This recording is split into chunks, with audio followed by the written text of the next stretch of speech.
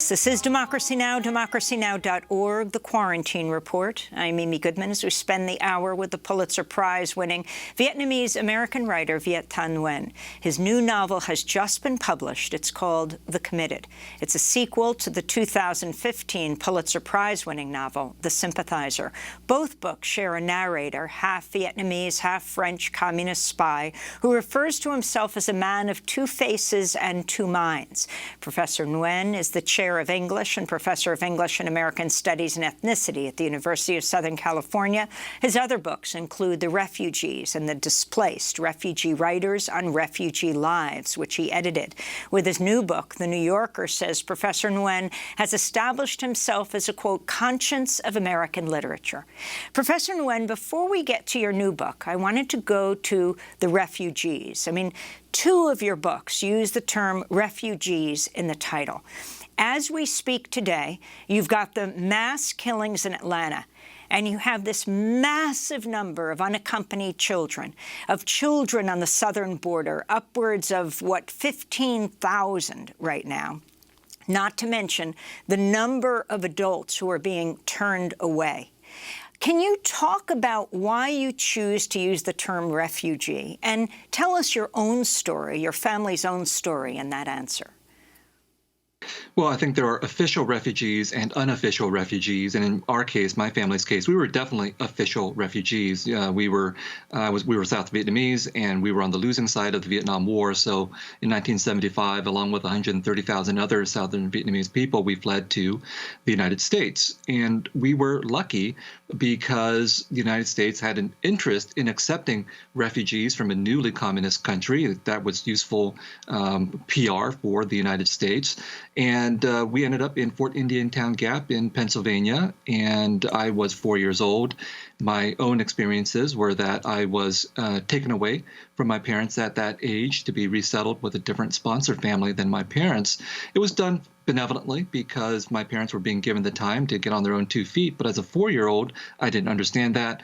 I only remembered it as abandonment. So my first memories are screaming and howling, being taken away from my parents. And I was comparatively lucky. I was reunited with my parents after a few months. But of course, what's happening at our border is that children, at least under the Trump administration, were being forcibly separated from their parents, not for benevolent purposes. And so I know that those families, those parents and those children will be permanently scarred by what happened to them there. Now, at the current moment, we have unaccompanied minors. Some of them are being held for much longer than has been mandated. And that will also be deeply problematic for them as well. But they are not being classified as refugees under any kind of American classification or under the UNHCR High Commission on Refugees classification. And again, I think this is oftentimes very, very political. Why are people coming to the to the south and coming to our southern border? Oftentimes, it's due to political and economic circumstances that the United States has had a role in playing. And the United States has an interest in not classifying them as refugees because that would obligate the United States to welcome them in, but also it would highlight the ways by which what we do here in the United States impacts other countries and creates conditions for people wanting to flee. And that story of fleeing from a place that the U.S. has been involved with, I mean, of course, with Vietnam, Laos, to say involved with is to put it mildly, bombing the country continually, at war with. The significance of how that shaped your view of the country you came to grow up in. And culturally, in this country, for example, you talk about being steeped in films like Apocalypse Now, and what that meant to you, what people in this country who were born here understand, and what you felt coming from Vietnam. Well, I feel myself to be an American. I've grown up here since I was 4, and I think I deeply understand American culture, and I feel myself to be an American, which means I love many, many things about American culture, including things like American movies, including the many movies that the United States made about the Vietnam War, including Apocalypse Now. But watching a movie like Apocalypse Now was quite shocking for me at 11 or 12 years of age because I felt myself to be an American, rooting for the American soldiers up until the point they killed or massacred Vietnamese civilians. And then I felt myself split in two. Was I the American doing the killing, or was I the Vietnamese being killed? To me, that is a very basic question that applies to many other kinds of circumstances that my work addresses. But I think the most important thing about this is that it's not just a personal issue for me. It's not just a feeling of being divided and culturally divided that many Asian Americans have spoken about. To me, what's also important to understand here is that my very existence and that of many other Vietnamese and Asian Americans in this country, we are here because of wars that the United States fought in Asia.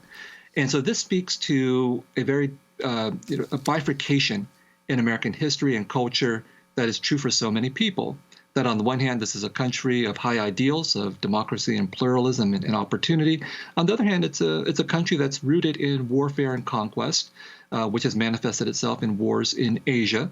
And I think that we have an obligation as Americans to recognize the complications of this, both the possibilities of this country and its roots and its continuing immersion in warfare, genocide, and colonization.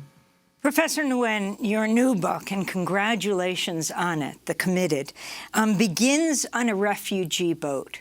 You severely object to people being called boat people, but you point out that, Ulysses was on a boat, but we cast him in heroic terms. Pilgrims of the U.S. were boat people, but we call them founders. Talk about the difference in how this country looks at different refugees. I think one of the reasons why I call myself a refugee is because it's a stigmatized term in the United States. I mean, Americans know what to make out of someone who calls himself or herself an immigrant. That's a part of the American mythology, that you've come here to improve yourself and contribute to this country.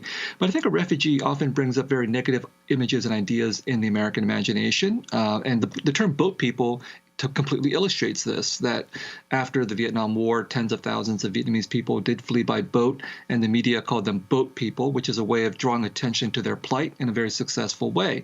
But it means that Vietnamese people have been fixed in the American imagination as these boat people, and the images around boat people are that these are desperate and frightened people. And of course, that's true. They were desperate and frightened, but I also think that they were heroic because many of them knew that their chances of survival once they took to the open seas on very rickety little boats were going to be very, very slim.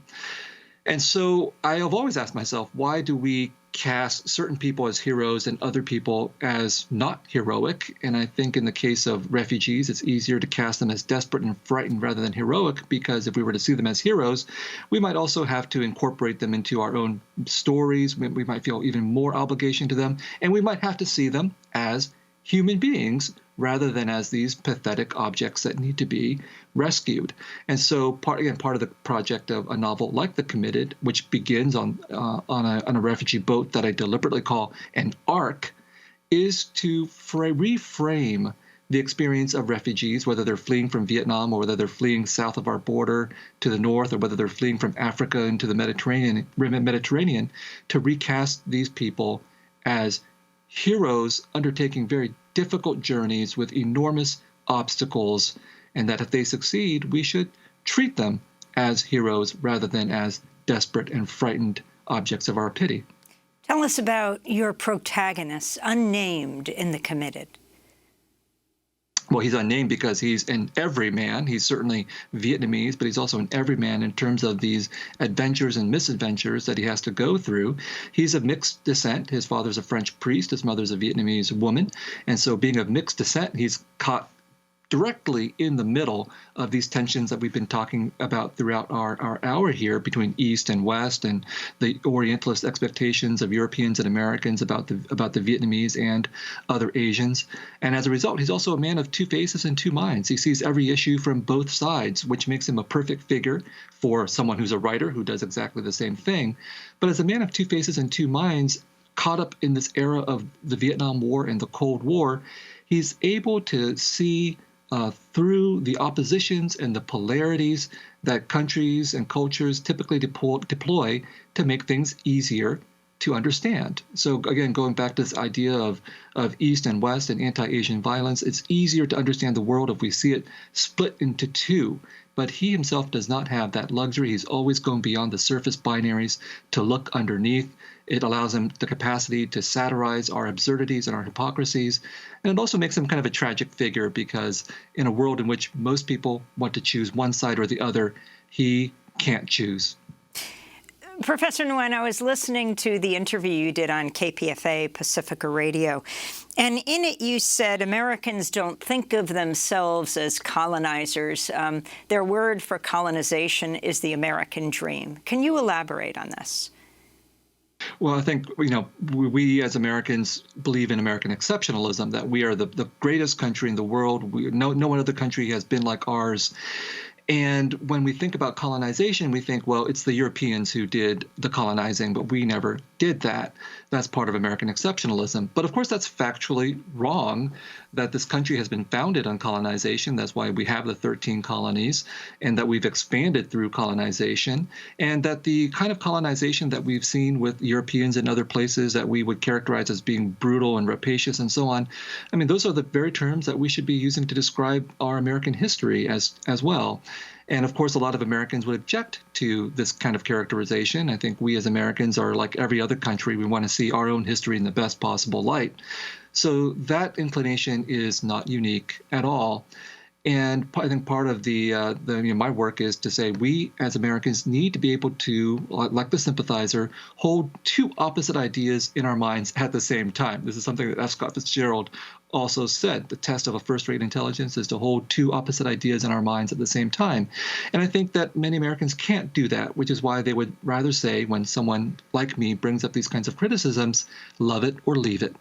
And since I do, in fact, love this country and I don't want to leave it, I think, in fact, what we should do is embrace the complexities and the brutal and bloody contradictions of our history. And when I say that successful colonization goes under the name of the American dream, I think what I mean by that is that rhetoric of the American dream allows us to forget the history of our colonization and the ongoing fact of our colonization. I think many indigenous peoples would say that they're still being colonized today. What Alexandria Ocasio-Cortez said about Puerto Rico is that it's a colony right now. And so the very opposition to the idea that our country can be a colonizing country blinds many Americans to what is actually going on in our country at this present time. We have less than a minute, but I was wondering if you can talk about the Asian American writers who most influenced you. You are a student of the great Chinese American writer Maxine Hong Kingston. So many great Asian American writers. I'm very lucky to come late in the game because an earlier Asian American writer would just face even more perplexity than I have faced. I think about John Okada writing about the Japanese American internment in the 1950s, Carlos Bulosan writing about Filipino migrant laborers in the 1940s, and yes, of course, Maxine Hong Kingston, my great teacher, who I have to say I was a very poor student, but she had faith in me, and I owe her a great deal.